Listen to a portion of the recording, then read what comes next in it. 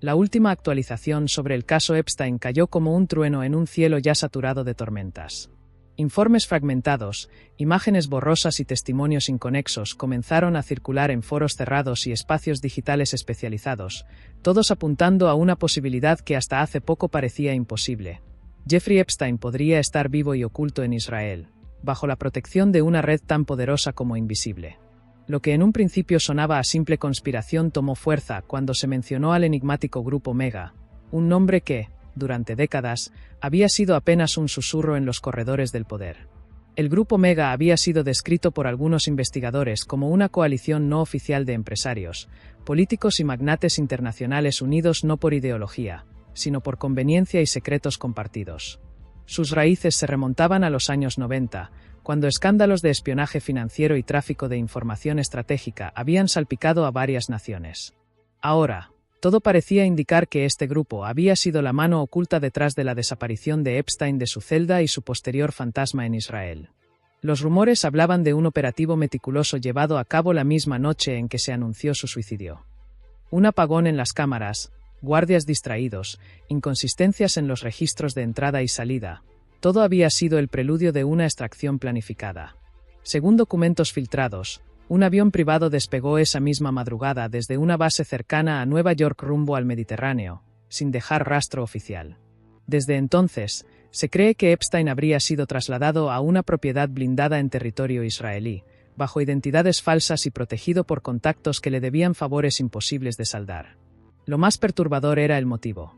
No se trataba de salvar la vida de un individuo, sino de proteger un entramado. Epstein, más que una persona, era un archivo viviente. Sus recuerdos, sus contactos y las pruebas que había acumulado durante décadas constituían un tesoro letal que podía hundir gobiernos, destruir fortunas y reconfigurar el mapa del poder global. El Grupo Mega lo sabía y, antes de dejar que su activo se perdiera, había decidido mover sus piezas para mantenerlo bajo control, aunque fuera en la sombra. Pruebas circunstanciales empezaron a emerger. Un periodista independiente aseguró haber recibido una fotografía tomada en Tel Aviv que mostraba a un hombre anciano con un parecido inconfundible a Epstein, caminando rodeado de seguridad. Otra fuente habló de transferencias millonarias a cuentas en bancos israelíes vinculadas a fundaciones fantasma creadas en los meses posteriores a su muerte. Incluso hubo quienes señalaron que ciertos líderes, en entrevistas recientes, habían hecho referencias veladas a un testigo incómodo que todavía respira. La hipótesis de Epstein vivo en Israel no solo agitó a la opinión pública, sino que reavivó el temor a una red que operaba más allá de cualquier frontera. El Grupo Mega, hasta entonces un mito en círculos de inteligencia, adquirió un rostro tangible. Se hablaba de él como un consejo de sombras donde confluían banqueros, dueños de conglomerados mediáticos, exagentes secretos y políticos caídos en desgracia que aún conservaban palancas de poder. Cada uno de ellos, de alguna manera, había compartido escenario con Epstein o había tenido algo que perder si su archivo personal llegaba a hacerse público. Los gobiernos reaccionaron con cautela. Washington negó de inmediato cualquier validez a esas teorías, pero en su interior los informes clasificados circulaban frenéticamente. En Europa, varios servicios de inteligencia reconocieron, en privado, que existían indicios de movimientos irregulares que nunca habían logrado rastrear. En Israel, el silencio fue total, lo que alimentó aún más la sospecha de que algo grande se estaba ocultando. En las calles digitales, el tema se convirtió en una obsesión. Miles de usuarios comenzaron a rastrear vuelos privados, movimientos bancarios y viejas fotografías para tratar de confirmar la historia. Cada coincidencia, cada dato, era presentado como una prueba más de que Epstein nunca murió en su celda, sino que fue rescatado y reubicado por quienes no podían permitirse perderlo. La posibilidad de que Jeffrey Epstein siga vivo, bajo el amparo del Grupo Mega, reescribe por completo la narrativa del escándalo. No se trataría de un caso cerrado, sino de un capítulo en curso donde los secretos aún no revelados podrían ser usados como armas en cualquier momento. Lo que está en juego no es solo la verdad sobre un hombre, sino la revelación de un sistema de poder que opera en las sombras, sin rendir cuentas a nadie y capaz de manipular la historia a su antojo. El mundo entero se pregunta ahora si algún día aparecerán las pruebas definitivas, una imagen nítida, un testimonio directo, un descuido en la maquinaria del silencio. Hasta entonces, la teoría seguirá creciendo, alimentada por la certeza de que en la desaparición de Epstein hubo demasiadas irregularidades como para creer en una versión oficial. Y en el centro de esa maraña aparece el Grupo Mega, un fantasma que parece susurrar desde las sombras que lo peor aún está por conocerse. La hipótesis de Epstein vivo en Israel no tardó en pasar del rumor digital a convertirse en un asunto de seguridad internacional. En los despachos más blindados del mundo, la sola mención del Grupo Mega bastaba para que los rostros se tensaran. Lo que en apariencia era una teoría conspirativa había comenzado a generar movimientos muy reales en agencias de inteligencia, como si la posibilidad de que Epstein siguiera respirando en un rincón del Mediterráneo no fuera una especulación, sino una amenaza tangible. En Washington, el Consejo de Seguridad Nacional convocó reuniones de emergencia. Documentos marcados como ultrasecretos circularon entre un puñado de congresistas, detallando la existencia de vuelos no registrados en los días posteriores a la muerte oficial de Epstein. Uno de esos vuelos, según datos de radar recuperados de forma clandestina, habría hecho escala en Chipre antes de aterrizar en Tel Aviv bajo bandera diplomática. Nadie pudo explicar de qué embajada provenía ese avión ni por qué su registro fue borrado de los archivos públicos. La CIA envió equipos encubiertos a Israel, no bajo la fachada habitual de diplomáticos, sino disfrazados de contratistas privados. Su objetivo: confirmar si existía un perímetro blindado en las afueras de Herzliya, la zona residencial preferida por empresarios y exagentes del Mossad. Las señales electrónicas detectadas allí revelaban un búnker con comunicaciones encriptadas, protegidas con protocolos que solo se empleaban en instalaciones estatales. Para algunos analistas, era la prueba indirecta de que alguien muy poderoso estaba siendo resguardado. En Europa, los servicios de inteligencia también jugaron su partida. La DGSE francesa y el MI6 británico intercambiaron información reservada, fotografías de un hombre visto en Tel Aviv con un parecido perturbador a Epstein, oculto bajo gafas oscuras y acompañado de guardaespaldas. Los informes eran clasificados con la etiqueta no confirmados, pero la insistencia con la que circulaban entre agencias indicaba que nadie estaba dispuesto a descartarlos. Israel, por su parte, respondió con un silencio absoluto. Ni desmentidos ni aclaraciones, solo un muro de opacidad que alimentaba aún más la sospecha. En los pasillos diplomáticos, algunos recordaban la vieja relación de Epstein con personalidades vinculadas al país, sugiriendo que su supuesta reaparición en territorio israelí no era un accidente, sino el resultado de pactos sellados décadas atrás. El Grupo Mega emergía como el verdadero titiritero. Se decía que en sus reuniones secretas, repartidas entre Nueva York, Londres y Tel Aviv, había banqueros, magnates mediáticos, viejos lobos de la inteligencia y políticos retirados que aún movían los hilos en la sombra. Si Epstein estaba vivo, no era un fugitivo, era un activo protegido. Su memoria, cargada de secretos y chantajes, equivalía a una biblioteca viviente del poder oscuro global, demasiado valiosa para dejarla morir. Mientras tanto, en la superficie, la población mundial hervía. Manifestaciones en Nueva York, París y Berlín exigían respuestas. En redes sociales, la frase Epstein is alive se convirtió en un grito global, un símbolo de desconfianza hacia las versiones oficiales. Cada vez más personas estaban convencidas de que las instituciones no solo habían mentido, sino que seguían mintiendo para proteger a los verdaderos dueños del poder. En secreto, comenzó una guerra silenciosa. La CIA, el MI6 y la DGSE competían entre sí para ser los primeros en confirmar la verdad, conscientes de que hacerlo supondría un golpe geopolítico devastador contra Israel y el Grupo Mega. Filtraciones cruzadas aparecían en medios estratégicos. Unas apuntaban a cuentas millonarias recién abiertas en bancos israelíes vinculadas a fundaciones fantasma. Otras, a documentos de aduanas que mostraban cargamentos diplomáticos sospechosos llegados desde Estados Unidos en fechas clave. La paranoia se extendió hasta el punto de que varios líderes mundiales comenzaron a reforzar su seguridad personal. Si Epstein estaba vivo y bajo control de una élite invisible, también existía la posibilidad de que en cualquier momento aparecieran nuevas revelaciones, quizá grabaciones o documentos que hundieran carreras enteras. La sensación era que todos estaban en riesgo, porque nadie sabía exactamente qué secretos había acumulado Epstein en sus décadas de operaciones. El mundo entero parecía sostener la respiración. Si algún día se confirmaba que Jeffrey Epstein había sobrevivido gracias al Grupo Mega y estaba escondido en Israel, no sería simplemente una noticia, sino la evidencia definitiva de que los gobiernos elegidos por los pueblos no eran los que mandaban, sino apenas los actores visibles de una maquinaria mucho más antigua y oscura. La presión internacional aumentaba, y con ella comenzaron a aparecer voces que hasta entonces habían permanecido en las sombras. Exagentes del Mossad, Algunos retirados desde hacía años y otros expulsados en circunstancias poco claras, empezaron a filtrar testimonios en círculos discretos. Sus relatos coincidían en un punto clave. Habían visto a Epstein en Israel, vivo, bajo un nuevo nombre y protegido por un sistema de seguridad que solo podía compararse con el que resguardaba a los más altos funcionarios del país. Uno de esos testimonios emergió en un foro cerrado de exinteligencia. Allí, un antiguo oficial, cuya credibilidad había sido confirmada en otras operaciones del pasado, narró haber asistido a una reunión en Herzliya donde un individuo extranjero estaba siendo custodiado como activo estratégico. No dio nombres, pero su descripción física era demasiado cercana a la de Epstein: estatura media, cabello canoso, mirada huidiza. Aseguró además que el objetivo del operativo no era protegerlo de la justicia internacional, sino garantizar que siguiera siendo útil como archivo viviente de secretos de medio mundo. Poco después, otro exagente afirmó que Epstein se movía bajo la identidad de un consultor financiero con vínculos en empresas tecnológicas israelíes. Según él, se habían creado múltiples capas legales, con pasaportes falsos emitidos bajo programas oficiales de protección, y empresas pantalla destinadas a justificar su presencia en reuniones privadas.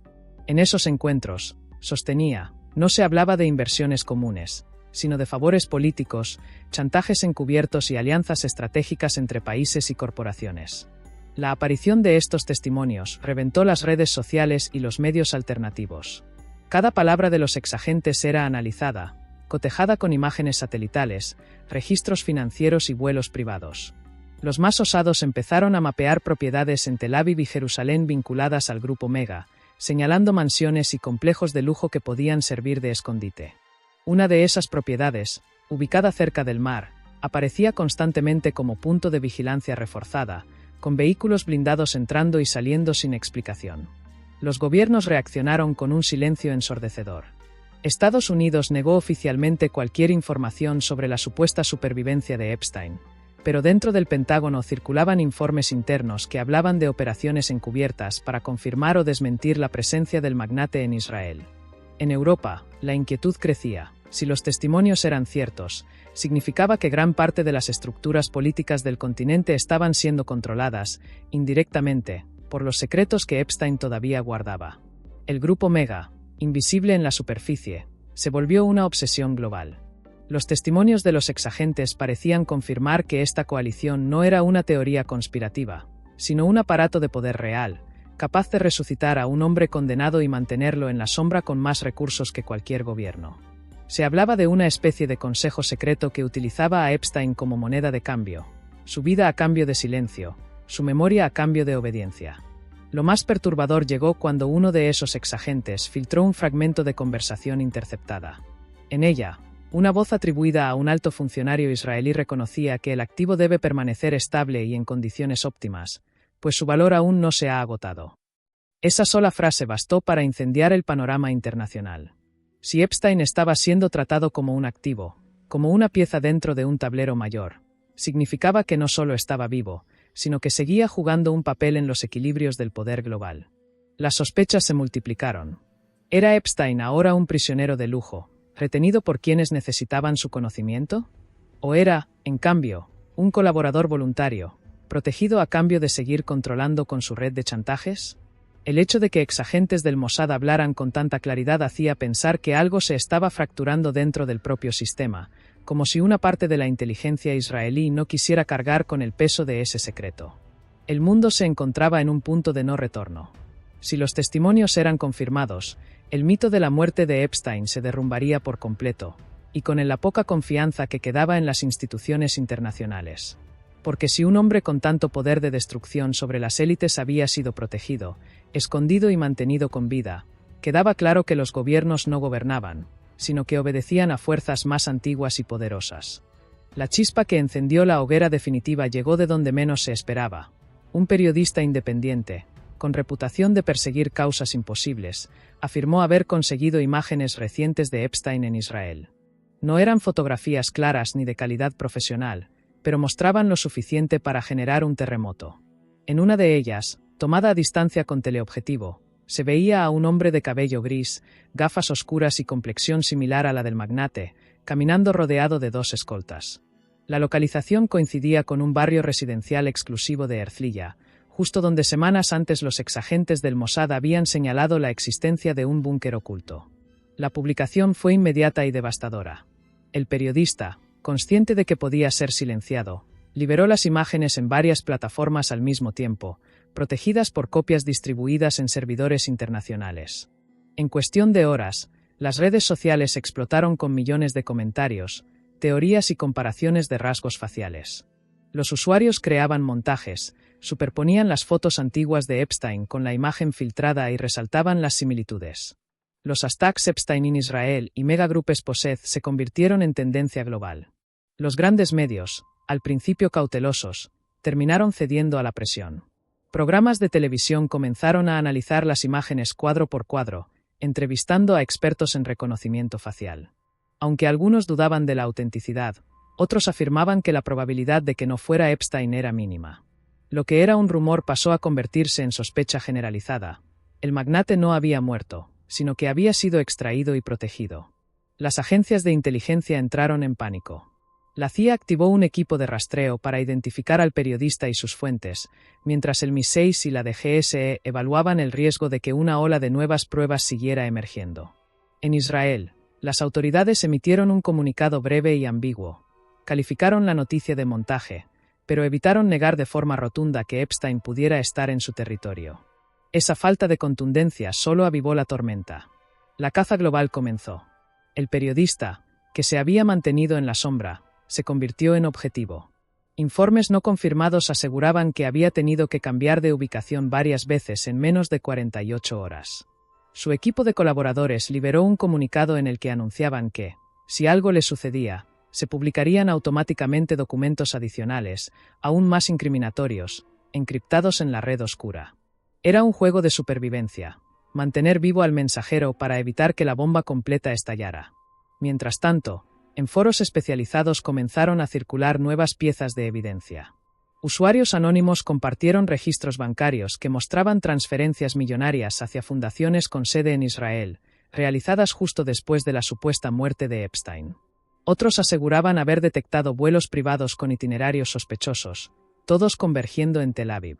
Incluso hubo quienes filtraron planos de propiedades blindadas en las afueras de Jerusalén, supuestamente parte de la red de protección organizada por el Grupo Mega.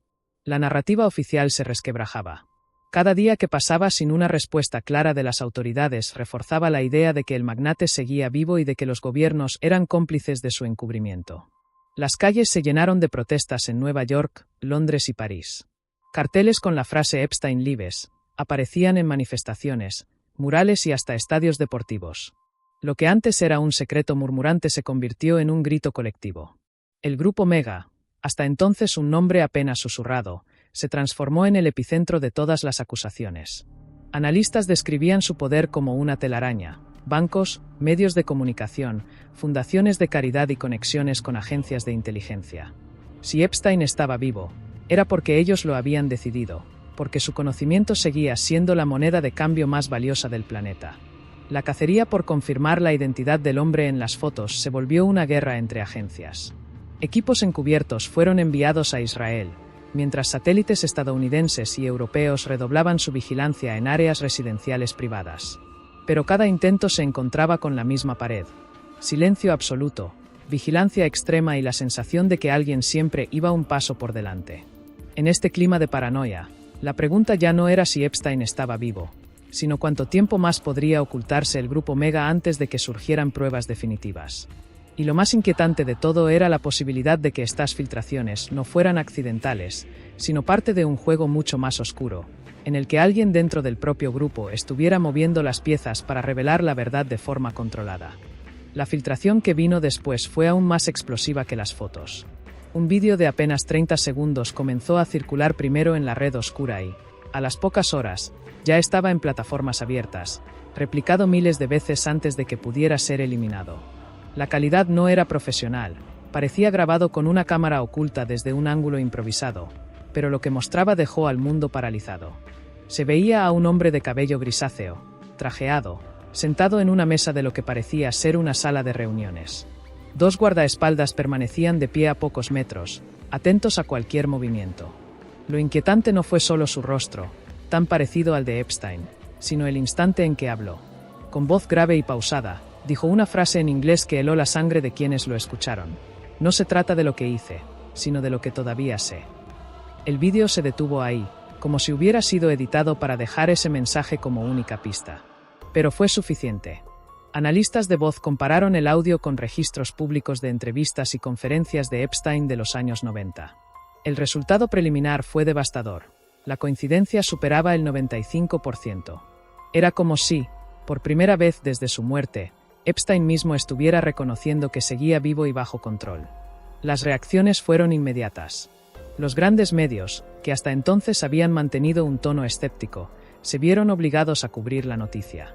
Informativos en Estados Unidos y Europa dedicaron horas enteras a debatir la autenticidad del vídeo. En Israel, la tensión subió a niveles inéditos. El gobierno negó categóricamente la veracidad de la grabación, pero nuevamente evitó pronunciar el nombre de Epstein, como si mencionar al fantasma fuera demasiado peligroso. La CIA activó de inmediato sus equipos de contrainteligencia. No solo se trataba de descubrir si el vídeo era real, sino de identificar a la persona que lo había filtrado. Las primeras pistas sugerían que la grabación había salido desde dentro de una instalación de máxima seguridad en territorio israelí, lo que apuntaba a una traición interna. El Mossad, según rumores, inició una purga silenciosa entre sus filas, buscando al responsable de la fuga. En paralelo, los servicios europeos reforzaron sus investigaciones. El MI6 filtró a medios británicos que el grupo Mega podía estar detrás de la filtración. Pero no para exponer su existencia, sino para enviar un mensaje. Epstein seguía siendo útil, y quienes controlaban sus secretos aún tenían el poder de desestabilizar gobiernos enteros con una sola frase grabada. Era un recordatorio brutal de que la verdad no estaba en manos de las instituciones, sino en las de esa coalición oculta. El impacto en la opinión pública fue descomunal. En Nueva York y Washington estallaron protestas frente a tribunales y edificios federales. La gente exigía que se abrieran los archivos sellados del caso Epstein y que se investigara oficialmente la posibilidad de que estuviera vivo. En Europa, la indignación se transformó en paranoia. Si Epstein hablaba de lo que todavía sabía, ¿qué líderes, empresarios o celebridades podían estar en su lista? El grupo Mega, ese nombre que hasta hacía poco sonaba a leyenda urbana, se consolidó como una fuerza casi mitológica. Algunos analistas aseguraban que era una especie de consejo en las sombras que había manipulado décadas de política y finanzas. Otros lo describían como un pacto de mutua destrucción. Todos dentro sabían que, si uno caía, arrastraría a los demás con él. Epstein, en ese sentido, no era solo un prisionero ni un protegido, sino la clave que mantenía la cohesión del grupo. El vídeo fue como abrir una grieta en un muro que parecía indestructible. De pronto, todo era posible. Más grabaciones, documentos aún no vistos, testimonios directos. Y si alguien había logrado filmarlo y filtrarlo, significaba que las murallas del secreto no eran tan sólidas como parecían. El mundo se quedó en suspenso, esperando la siguiente revelación. Porque si esa voz era realmente la de Epstein, lo que quedaba por salir no sería simplemente un escándalo, sino la confirmación de que los poderes visibles solo eran marionetas, y que detrás de ellos operaba una estructura dispuesta a todo para mantenerse en pie.